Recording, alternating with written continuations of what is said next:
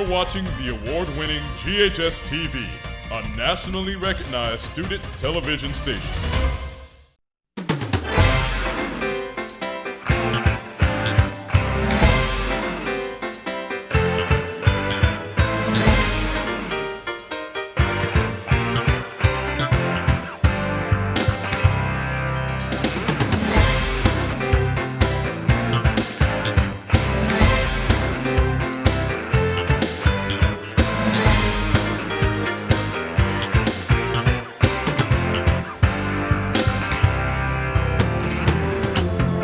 Hello and welcome to this special edition of Crosstalk.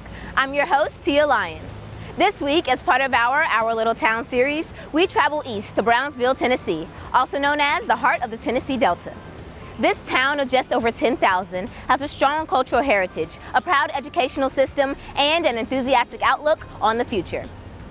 Today, we will visit the West Tennessee Delta Heritage Center, and we will visit the Dunbar Carver Museum. But first, let me introduce you to my first guest, a Brownsville native who made history in Haywood County, Mayor Bill Rawls.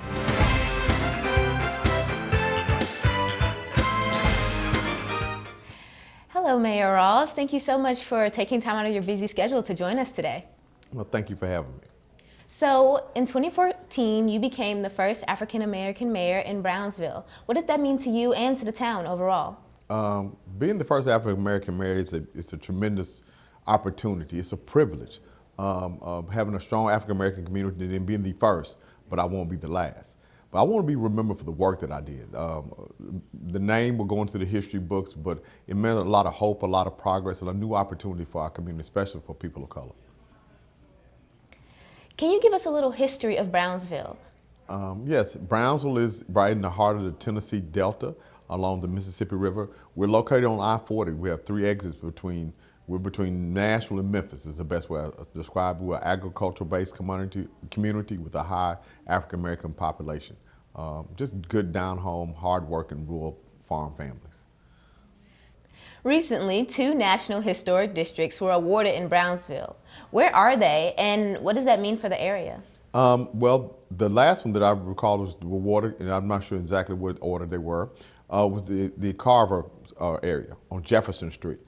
Carver Dunbar School was a segregated school that had a lot of rich African-American tradition, as well as the teachers and principals and people that lived in the Jefferson Street corridor. That was the National Historic District.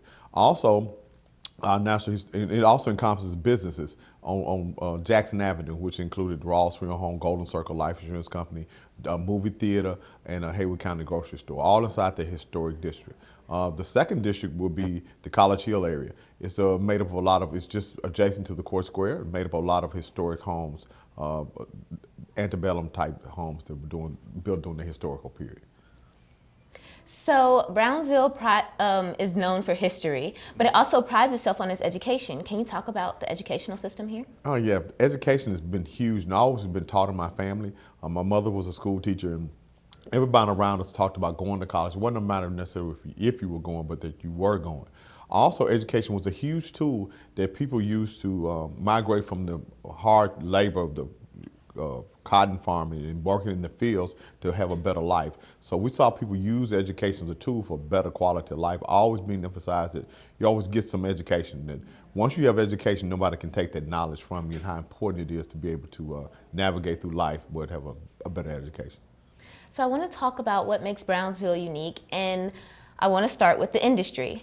Blue Oval City is a new Ford manufacturing plant that's being built 20 minutes from here. How would that affect the city? It's going to change everything. It's going to change the landscape. It's literally going to change the atmosphere of our community. The population is going to quadruple in size. We'll have to have new sewer capacity, more school capacity, education attainment. Everything that we do now, we're going to have more of it. We're also going to open our doors to the rest of the world that'll come here to work, live, and to put down roots and be a family. So we have a clean slate, and we're going to rebuild or revitalize this community like never done before. This is a $5.6 billion investment, and it creates 27,000 jobs throughout the entire region. And a lot of those jobs and homes and businesses will be in Brownsville. What other businesses are prominent here? We have Techno Apex, which is our #1 employer. They employ about 700 people. They make garden hoses as well as other products that they use in plastic pellets that they use in other manufacturing arenas. A lot of car and automotive parts. Westlake Industry, they do joints, PVC joints of all different sizes, and they have their own custom shop, and they employ about 600 people. So, and then we have some 4 or 5 other smaller industries, but agriculture is still the #1 industry in Hayward County. So I read that you're devoted to improving the quality of life for every man, woman, and child living in Brownsville. What initiatives have you put in place to make this a reality? Well, I start with the biggest challenge is unifying the community. So I created a unity breakfast where we have religious leaders and leaders throughout the community meet once a month on a Saturday for just an hour, try to keep it an hour, so we can have those town hall meetings so we can say what will work better. Then we created our Save Our Streets initiative to talk about community policing. So I've trained, emphasized, and made a big deal out of our police officers communicating with the community. Take your sunglasses off, get out and talk to people. We put in place a substation. We also put in a domestic violence center called One Safe Place. It was done through grant funding, but we'll sustain those funding, so we've been able to help a lot of people, victims of domestic violence. The Leader in Me program is a character building program that starts in the elementary school, and we've emphasized that to go out through all the schools. It's just a character building program that encourages leadership throughout the school. Our Healthy Moves initiative. We found Hayward County one of the most obese, highest rates of diabetes in the state of Tennessee, so we created Healthy Moves, which does quarterly wellness screenings. We do walks with the mayor. We encourage things in our youth in our schools to portion control, moving, and screening are the objectives of our Healthy Moves initiative. Those are just a couple. We've also implemented a farmers market, was done through grant funding from the USDA. And also we built a live music venue, amphitheater on the Core Square. All of these to improve the quality of life. What do you want people to know about this town? That we're friendly, we're funny, we're good, loving people, down to earth, just a solid earth people. The same things you know. We're known for our music, we're known for our food, and for our civil rights heritage. So we want people to know that Brownsville is welcoming. We want you here. We want you to come visit. We want you to reconnect. So many people have connections with Brownsville through family, friends, roommates from college. When I'm traveling, I always meet people, and it used to be a time where I lived right outside of Memphis would be my response, but now I'm from Brownsville, Tennessee, because we're putting Brownsville on the map in a good way. Thank you so much for joining us, Mayor Rawls. I cannot wait to see the rest of your city. Well, thank you for coming, and we'll be glad to have you. When we come back, we'll be visiting a place that acts as a historical threshold for Brownsville. 45 years ago, the Poplar Pike Playhouse came into existence under the direction of Frank Bluestein. And over the years, his reputation and the reputation of the program grew. And so students from the community just clamored to be a part of this program. God bless us, everyone. A student comes into Germantown High School that's interested in theater. They're going to start an introduction to theater. You get a great overview of what theater is. And then, if you want to continue in our program, then you have a choice of taking 2 other classes. You can take either acting or tech theater. That is very hands-on, and the students will learn a lot about set building, lighting design, sound design. Something that's very unique about PPP is that the students do everything here. We do the lights, we do the set, we do the acting, we do the dancing. Everything you see backstage and on stage, a student is doing it. It is completely student ran. The Poplar Pike Playhouse has definitely still grown my love for theater. We want to do great work, and we really want this to be an experience for students that they will hold on to for the rest of their lives, and that they will take the things that they learned into their lives and help shape them into really productive citizens. Everybody, cut loose. For more information about the Kappa program, visit GHSKappa.com or call 755-7775. You're watching the award-winning GHS-TV, a nationally recognized student television station.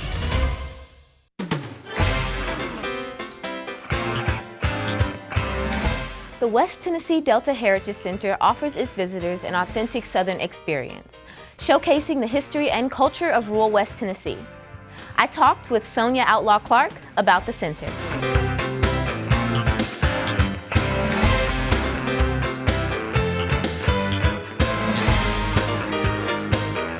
Hello, Ms. Sonia. Thank you so much for joining us today and allowing us to be in the center today. Well, thank you, Tia. I'm so glad that you're here. So I mentioned that the center covers a lot in terms of history and tradition and music and everything. What is the mission of the center? Well, the center originated in 1998, and its mission was to showcase our rural West Tennessee culture to the world because of our proximity to I-40. Since that time, we have grown into a music heritage destination because we have so much music heritage in this area. So our mission still is to service the public and to share our culture, but it's also to share all the wonderful music that came out of this region. So where does the funding for the center come from? We are funded by the city of Brownsville.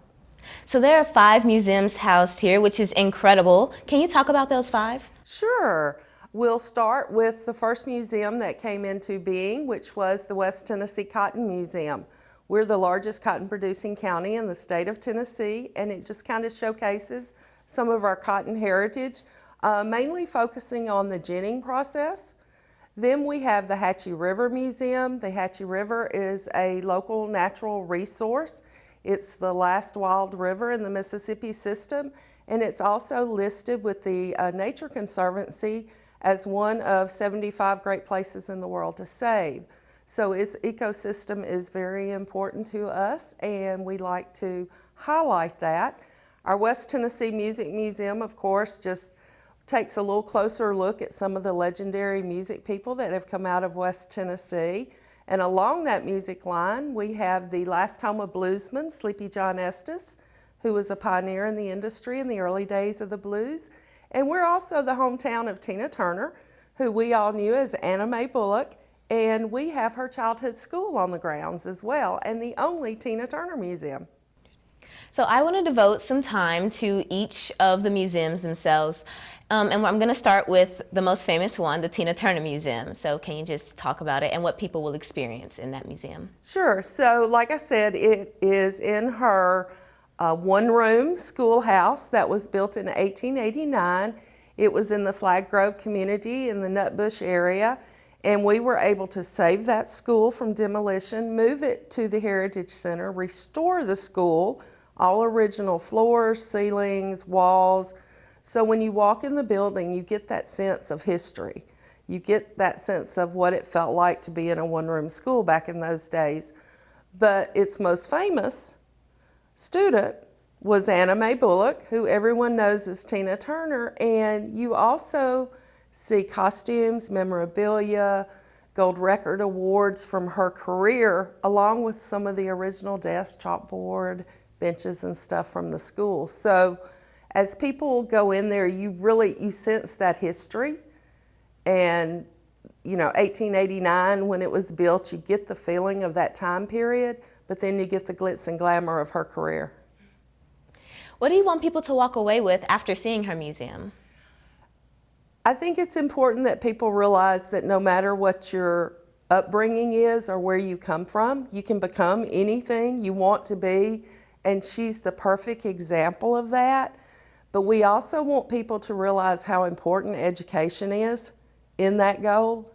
So we hope that school gives that sense of the importance of education, but also the reality of you can be anything you want to be. Now we're going to move on to Sleepy John Estes, who has a fascinating story, seeing as he got a second act later in life. Who was he? So he started out in the early 1900s when blues was just beginning to form and be recognized as a genre. He did lots of traveling around the eastern part of the United States, playing at different juke joints. A lot of people know about the Chitlin Circuit, which black artists, traveled that circuit.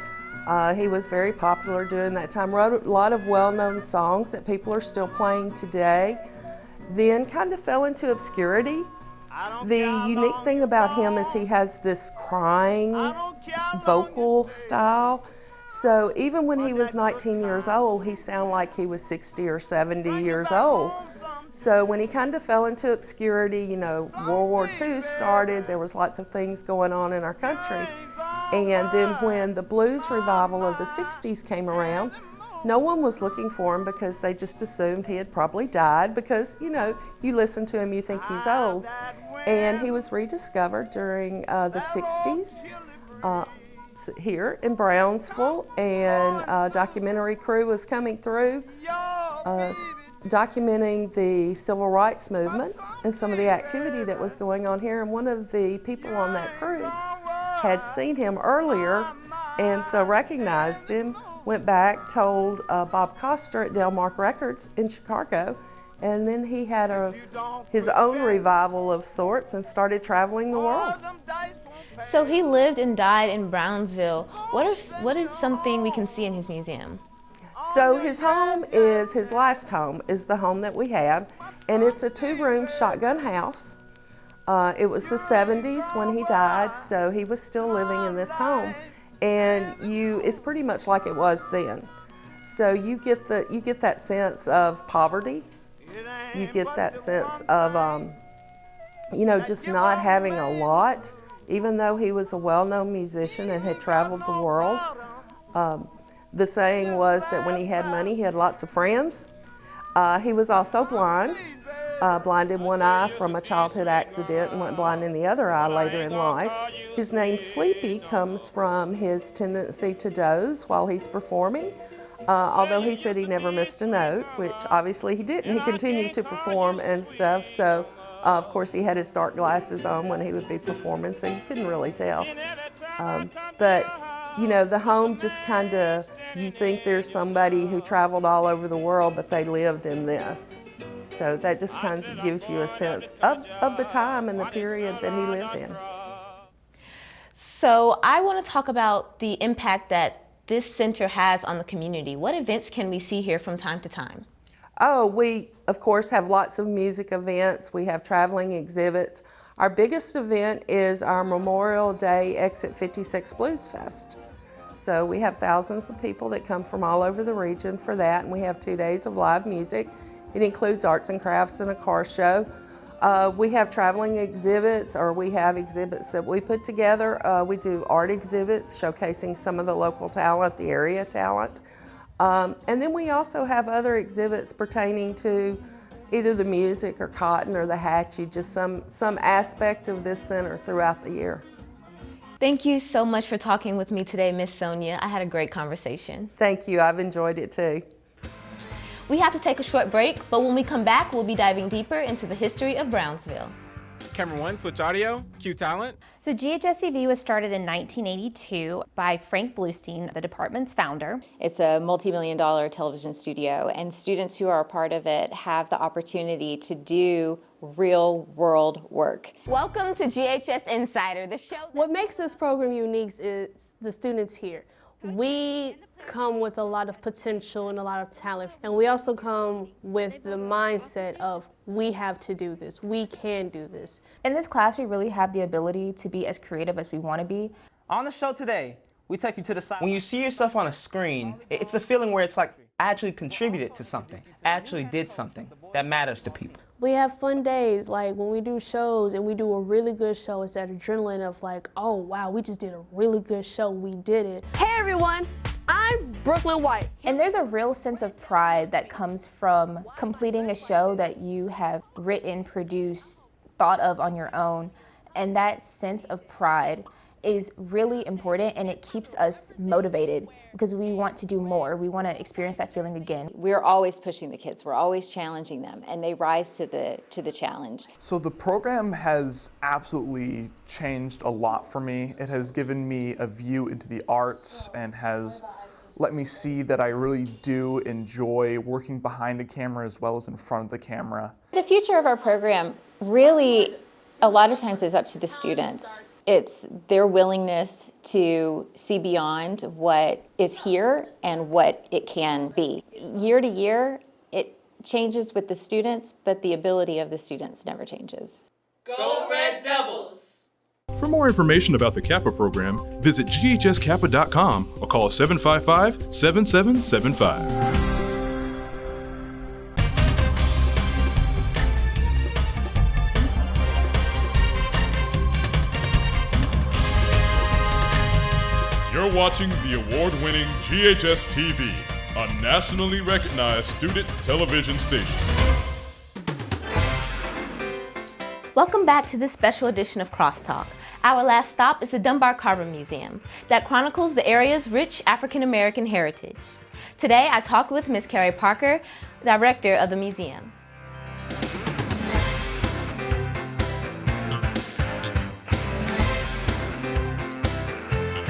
Thank you so much for being on the show, Ms. Parker, and allowing us to be in your museum.